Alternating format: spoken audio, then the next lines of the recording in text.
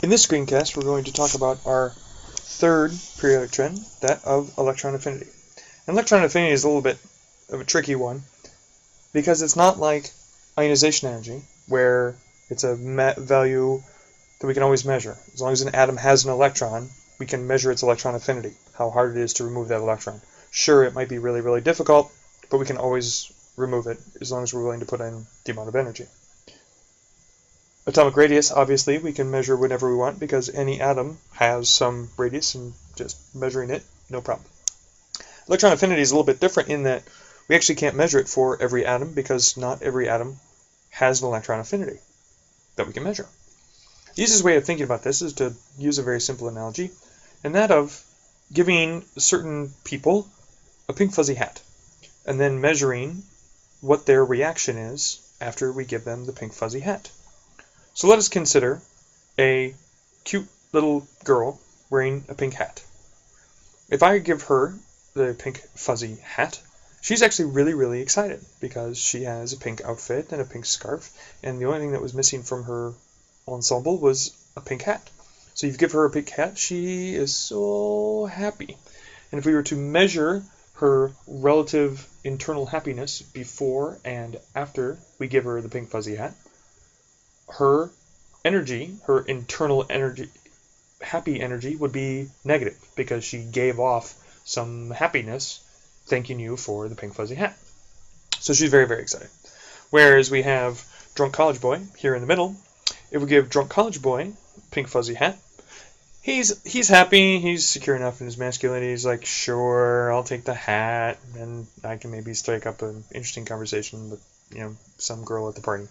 So he's happy about it, and sort of accepts it. Sure, no problem. And then we have grumpy old guy. If we give grumpy old guy a pink fuzzy hat, he doesn't want it. In fact, he won't be happy for it because he's not going to take it. If I give him the pink fuzzy hat, he immediately returns it. So grumpy old guy doesn't want the pink fuzzy hat. Drunk college boy, yeah, sure, I guess so. And then the little girl, oh yes, I would love to. So if we think about how happier they are after receiving the hat, that change in energy is associated with electron affinity. So if we think about groups of the periodic table, we might say that, okay, the cute little girl would be representative of group 7A, the halogens, because the halogens are only one electron away from a noble gas electronic configuration. So if you give the halogens one electron, then they have a full p set, and they're actually very, very stable. So they're going to be very, very happy. So they're going to be an exothermic, give off lots of energy. Whereas on the other side, grumpy old man, the grumpy old man doesn't want that electron, and so we actually can't even measure the electron affinity because we give it an electron, it just spits it back. So noble gases already have a full p set, so they are not going to be happy if you give them an electron. In fact, they won't even take the electron. And then drunk college boy is somewhere in between of, oh yeah, sure, I'll take a pink fuzzy hat, it makes me a little bit more stable. So they still give off energy, they still accept the electron, but not nearly as happy as groups like group 7A. So more specifically, electron affinity is the energy associated with adding an electron to a neutral species.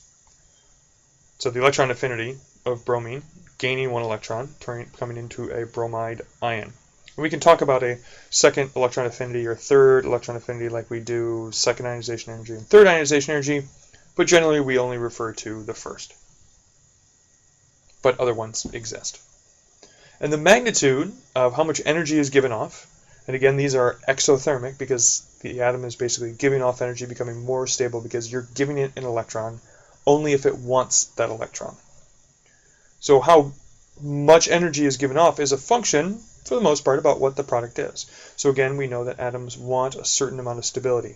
Like we talked about in ionization energy, periodic trend, we know that atoms want a full noble gas electronic configuration, or a half-filled set of orbitals, or a full set of p orbitals, d orbitals, p orbitals, things like that.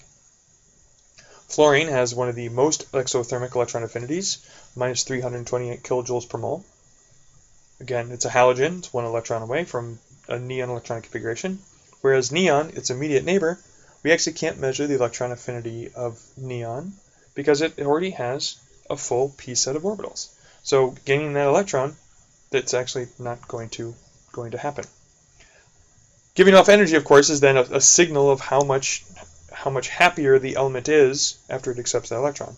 So again, fluorine really wants to gain that electron, neon doesn't, so it does not have an electron affinity worth measuring.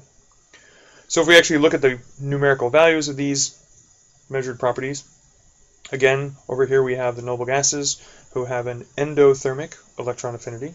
They do not want to accept an electron, so that's why they're all greater than 0. So we can't really measure it, because for us to give it an electron, we'd actually have to put energy in, and as soon as we stop pushing, it gets spat back out at us. Here in group 2A, we have a similar situation where we have a full S shell. Calcium and strontium, they will take the electron, but they'll barely give you any sort of energy. Group 1A has a reasonable electron affinity. You wouldn't think that because these alkali metals actually want to lose electrons. But if they gain an electron, then they get a full S shell, so that's kind of cool. And then the other thing of note is nitrogen. As we go across this first row, boron and carbon have exothermic electron affinities. Then nitrogen doesn't have one at all, and then back to exothermic oxygen and fluorine. So according to this, boron and carbon, oxygen and fluorine all want an electron, give off energy, but nitrogen really doesn't. And the reason why nitrogen really doesn't is because it has a half-filled set of p orbitals. Following Hund's rule, if we have 3 electrons, of which nitrogen does, in a full p set, so nitrogen has 3 electrons in the 2p set of orbitals, according to Hund's rule, each one will be half-filled with the electrons all in with the same spin, so there's a certain symmetrical stability in that. And if we go across in all of these rows, we see sort of like that dip. So aluminum and silicon, and phosphorus is very low. Now phosphorus will take an electron because at symmetry, the size of the orbitals, that symmetry is what's driving this stability. The symmetry varies a little bit as we go, or fluctuates, if you will, as we go to different end shells and how symmetrical it is, and that stability coming from that symmetry. The stability coming from the symmetry then tends to break down as we go farther down. In my course, you are only responsible for the left to right trend across any particular rows and explain these sort of like hiccups and why the magnitudes are what they are. We're not so much concerned about why when we go down a particular row, why it fluctuates. Good luck.